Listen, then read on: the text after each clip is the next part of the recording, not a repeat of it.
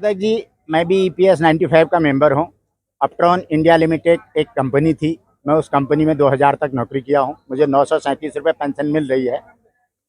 और आज कमांडर साहब खुश थे और हम भी खुश हैं। EPS से जुड़े हुए सारे लोग खुश हैं।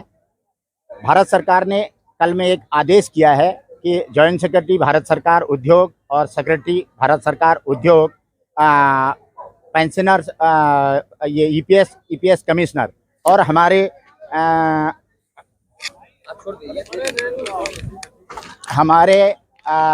राष्ट्रीय अध्यक्ष अशोक रावत जी कमेटी के मेंबर हैं और शुक्रवार शनिवार में उसका फाइनल प्रारूप बना करके एक मिनिमम पेंशन कितनी हो सकती है और मैक्सिमम पेंशन क्या हो सकती है, ड्राफ्ट बना करके भारत सरकार को सबमिट करना है। इसलिए हमारे लिए खुशी की बात है। हम पार्ट ऑफ द भारत सरकार के मेंबर बन रहे हैं, कमेटी मेंबर बन रहे हैं और कुछ न कुछ निर्णय आने की उम्मीद है। लेकिन जिस तरीके से बार बार परमिशन कैंसिल कर दिया गया है, क्या लगता है, उम्मीद है? परमिशन कैंसिल करना और उम्मीद दोनों फर्क है। परमिशन है पुलिस का काम कि यहाँ पे कितना गैदरिंग होगा नहीं होगा, और जो सरकार का एजेंडा है, सरकार ने हमको कमेटी में रखा है, तो दोनों का लिंक अप कुछ नहीं है। जी, देश का सबसे बड़ा मुद्दा बेरोजगारी का, महंगाई का है। युवा सड़कों पे है। 1.5 लाख अभ्यर्थी जो है नियुक्ति पत्र के लिए अभी भी इंतजार में है, खासकर अग्निवीर योजना के बाद।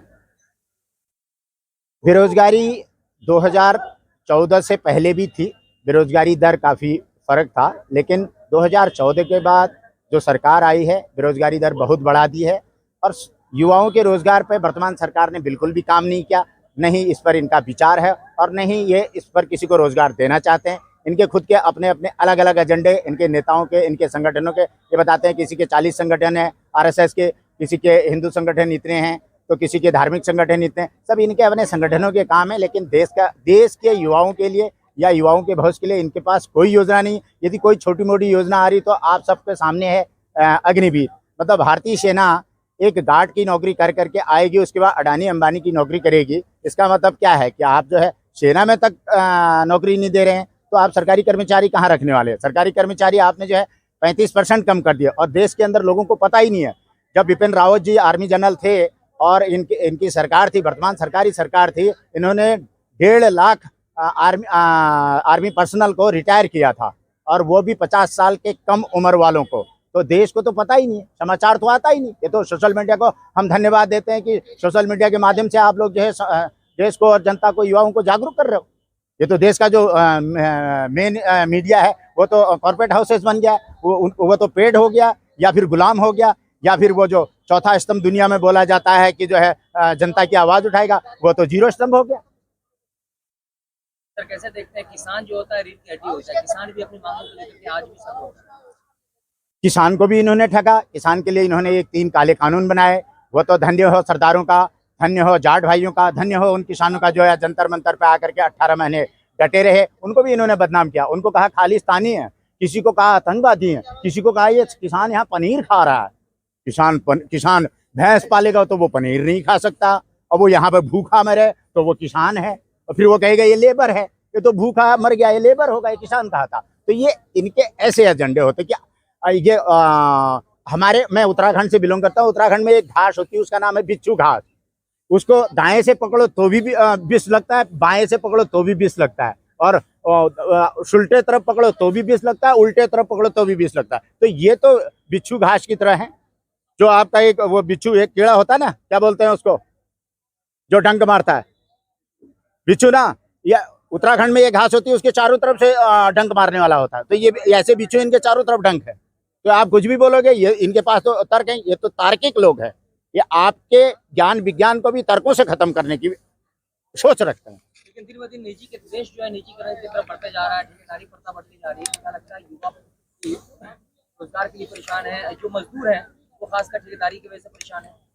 संपादक महोदय, आपने क्वेश्चन अच्छा किया कि निजीकरण, ये दिन प्रतिदिन नहीं, इनका विचार ही देखिए। दुनिया में सोशलिज्म से एक क्रांति आई है, और वो क्रांति रोजगार सर्जित हुए हैं उससे। रोजगार चाहे वो छोटे उद्योगों से हो, चाहे बड़े उद्योगों से हो, चाहे वो सरकारी संस्थानों से हो, चाहे सरकारी विभागों से हुए हो, चाहे मल्टीनेशनल से हुए हैं।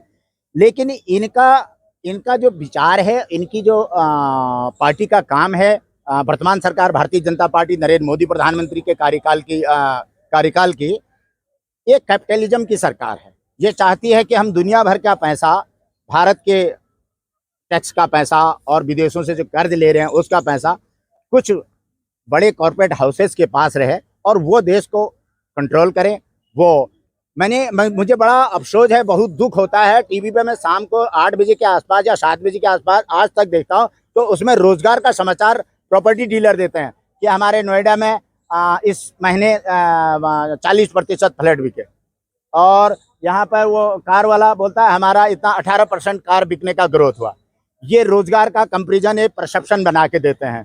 तो ये इन्होंने ये जो है देश को कैपिटलिज्म की तरह ले जाना चाह रहे हैं। ये अर्थव्यवस्था ऐसी हो जाएगी, एक कुछ ही लोग जो धन्ना सेठ होंगे वो देश में सब कुछ होगा और वो किसी को भी सरकार बना सकते हैं, सरकार बिगाड़ सकते हैं, खरीद सकते हैं और अपनी पावर से, मनी पावर से सारी कंट्रोलिंग होती है। बाकी लोग बहुत नीचे रहेंगे। मैं ये कहने के लिए संपादक मजबूर हूँ, अलाउद्दीन खिलजी ने 20 साल भारत में राज किया था और अलाउद्दीन खिलजी ने सिर्फ लोगों को अनाज दिया था, कहा था खाना खाओ, न्याय मत मांगना और रोजगार मत मांगना। देश के प्रधानमंत्री जो है विकास की बात करते जा रहे हैं कि विकास की गंगा बह गई है और लेकिन इसका मुद्दा फंसा हुआ है। मुझे भारत सरकार से और भारतीय जनता पार्टी से और आपके नरेंद्र मोदी प्रधानमंत्री महोदय से ये पूछना है कि विकास का मॉडल क्या होता है, विकास का नाम क्या होता है। जब ITI होगी तो उद्योग लगेंगे तो हमें टेक्नीशियन चाहिए होगा, जब बड़े उद्योग लगेंगे तो हमें पॉलिटेक्निक होगा तो वहाँ डिप्लोमा होल्डर चाहिए होगा, जब साइंस सेंटर खुलेंगे, रिसर्च सेंटर खुलेंगे तो हमें वहाँ इंजीनियर होगा तो इंजीनियर चाहिए होगा। आपका विकास का मॉडल क्या है? अब जब हमारा फार्मेसी होगा, मेडिकल कॉलेजेस होंगे तब हमारे हॉस्पिटल और मेडिकल कॉलेजेस चलेंगे, जब हमारे इंजीनियर साइंटिस्ट होंगे तब जाके हमारा इसरो और साइंस एंड टेक्नोलॉजी चलेगी। इससे बाजार में मान लो एक सेंटर बना है, कोई भी सेंटर, कोई भी फैक्ट्री, कोई भी उद्योग लगाओगे उसके सब सेंटर बहुत सारे होते हैं। 1000 कर्मचारियों का उद्योग 3 लाख लोगों को पालता है, 3 लाख लोगों को। आप एक छोटा सा कैमरा ले लो, कैमरे में कितनी चीजें लगती, उतने आइटम मार्केट में बनते हैं तो उतने छोटे उद्योग बाजार में खड़े होते हैं, तो बाजार में रोजगार सृजित होता है, जो 2013 तक मनमोहन सिंह जी की सरकार में था। तो इनका जो मॉडल है, इनका मॉडल ऐसा नहीं है कि देश के अंदर रोजगार रहेगा और देश के अंदर जो है अर्थव्यवस्था सुधरेगी। ये अर्थव्यवस्था को कमजोर कर करके देश को कमजोर करना चाहते हैं। आपने जैसा बताया कि आप उत्तराखंड से आते हैं, उत्तराखंड में अभी मुसलमानों को लेकर और सरकार के बीच में हुआ, जासूस साइड का ऑर्डर तक आ गया, उसको आप कैसे देखते हैं?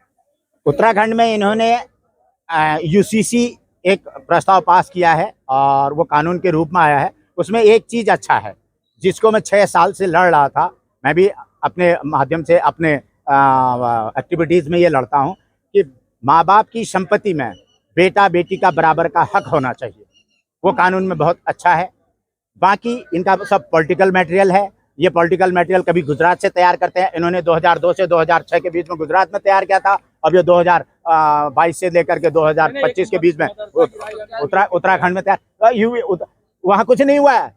आप नरेंद्र मोदी जी के कार्यकाल में देख लीजिए, गुजरात देख लीजिए क्या क्या हुआ वहाँ पर। 500 लोगों को एक साथ रेल में जला दिया गया था। ये 500 लोगों को एक साथ रेल में जला दिया गया था। तो वो एक मॉडल तैयार किया गया था। ऐसे ही मॉडल वो वहां से भी चाहते होंगे। मैं बोल रहा हूँ ना, उत्तराखंड जो मॉडल इन्होंने गुजरात तैयार किया था वही मॉडल वो उत्तराखंड में बनाना चाह रहे हैं। वहां भी मुख्यमंत्री है, ये भी वहां मुख्यमंत्री थे। गोविंद जी, क्या लगता है देश हमारा जो है वो होमवार की तरफ जा रहा है? होमवार ही है संपादक महोदय, होमवार चल रहा है, मीडिया में नहीं है। होमवार चल रहा है। कितने लोग मर गए कोरोना के बाद, लाशें सड़कों पर मिली, कोई पूछने वाला नहीं। लेबर सड़कों पर मर गया, बच्चे चलते चलते महिलाओं ने बच्चे पैदा किए हैं, कितने मर गए, कोई डाटा नहीं। भारत सरकार ने कह दिया हमारे पास डाटा नहीं है, तो ये होमवर्क नहीं है तो क्या है। और 1.5 करोड़ व्यापारी, मध्यम स्तर का व्यापारी अपना उद्योग बंद करके, अपना लोन न तार करके, अपनी खुद ही मतलब उसकी आत्मा इतनी झकझोर हो गई, आत्महत्या कर ली 1.5 करोड़ व्यापारियों ने। कोई डाटा है? ये होमवर्क नहीं है तो क्या है ये। अब ये नहीं हो रहा तो दिखाने के लिए हिंदू मुस्लिम ध्रुवीकरण की राजनीति करने के लिए अब उत्तराखंड में एक बवाल किया जा रहा है, अभी कहीं और भी बवाल करेंगे। इससे पहले मणिपुर में बवाल किया, तो ये तो इनका काम ही यही है, एक परसेप्शन दो और जो है की तैयारी है ये 2024 की 100% तैयारी है। आपने सरकार की तमाम कमियां गिनाई, फिर भी सरकार जो है हर बार सीटों की संख्या उसकी बढ़ती जा रही है, जीतते जा रही है, ये क्यों हो रहा है? सरकार कभी सीट नहीं बढ़ रही है। मैं आपको संपादक महोदय ये बताना चाहता हूँ, 2014 में बदलाव लोगों ने कहा और बदलाव होना चाहिए था। 10 साल मनमोहन सिंह जी ने बहुत अच्छा काम किया, बहुत विद्वान आदमी है, दुनिया के श्रेष्ठ अर्थशास्त्री हैं। उसके बाद भी बदलाव चाहिए था लोगों को, बदलाव की बहार आई, बदलाव हुआ, बदलाव सही हुआ था। उसके बाद 2014 के बाद जितने चुनाव हुए हैं सारे ईवीएम से हुए हैं, और वो ईवीएम अपनी जेब से कंट्रोल होता है। ईवीएम में प्रोग्राम ऐसे होता है कि ये मेरा मोबाइल है, मैं लखनऊ से आया हूँ, दिल्ली में आता हूँ तो मोबाइल ऑटोमेटिकली दिल्ली के नेटवर्क में कन्वर्ट हो जाता है। ईवीएम में जितने वोट डाल दो, 3 दिन बाद काउंटिंग होना है, वो कमल के फूल को विनिंग वोट डाल करके अपग्रेड होगा।